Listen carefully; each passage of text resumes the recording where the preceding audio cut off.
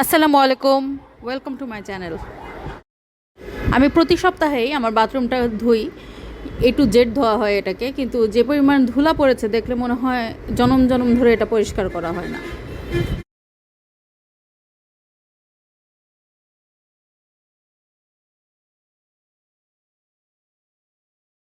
আমি হারপিক আর হারপিকের powder mix করে নিব, যাতে স্প্রেড করতে আমার সুবিধা হয়।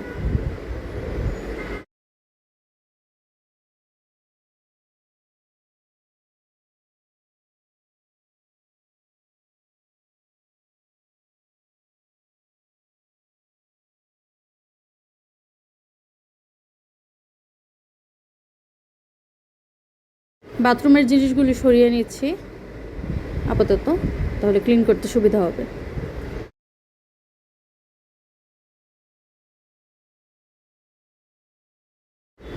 হারপিকটা দিয়ে নিব কমোডে। ওফের ঢাকনা যার শক্ত, এটা খুলতেও টাইম লাগে। তারপরে ওই মিক্সটা, হারপিক আর ইয়ার মিক্সটা আমি সব জায়গায় ছড়িয়ে ছিটিয়ে নিব।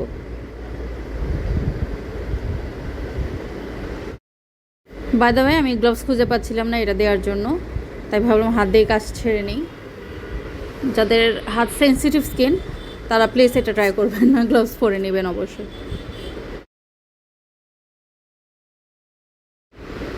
ব্রাশটা দিয়ে পুরো বাথরুমে এই মিক্সটা স্প্রেড করে নিচ্ছি। এটা আমি প্রায় 20 থেকে 25 মিনিট রাখবো, তারপরে ঘষা মাজা শুরু করব।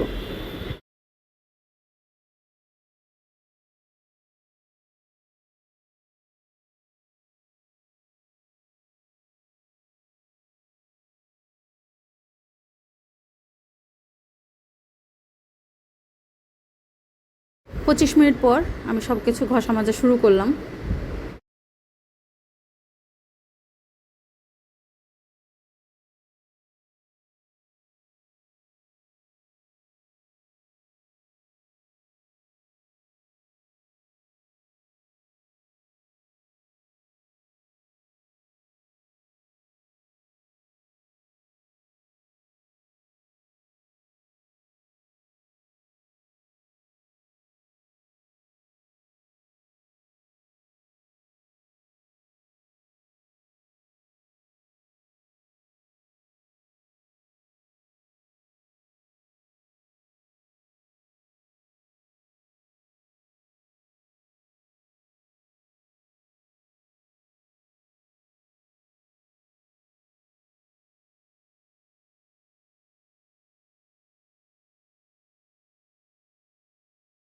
এই ব্রাশটা দিয়ে আমি আমার ফ্লোরটা ঘষে নেব।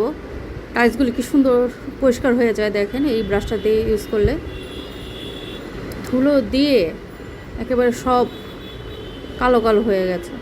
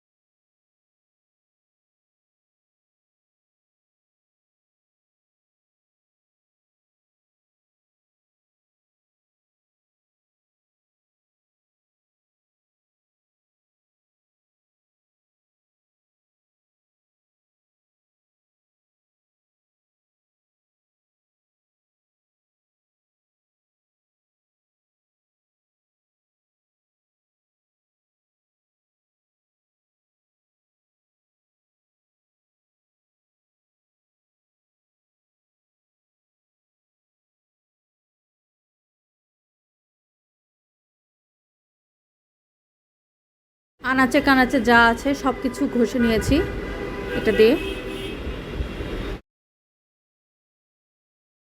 এখন ওয়াশ করার পালা।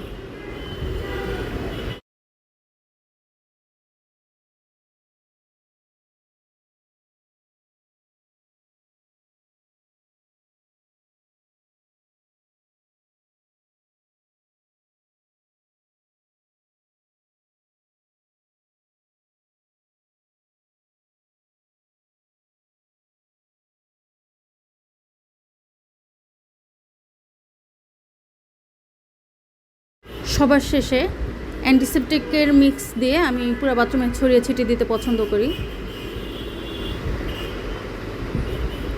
আমি ওই বোতলটাতে অ্যান্টিসেপটিক আর পানি মিক্স করে নিয়েছি।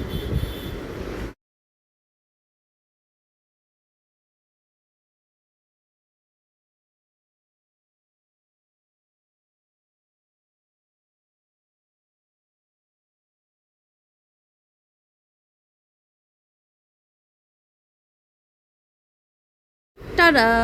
এই যে আমার ক্লিন বাথরুম। পরের সপ্তাহে আবার এটাকে আমি ক্লিন করব, বাট এই সপ্তাহের জন্য এটা পরিষ্কার। Thank you for watching. Don't forget to like, share and subscribe to my channel. By.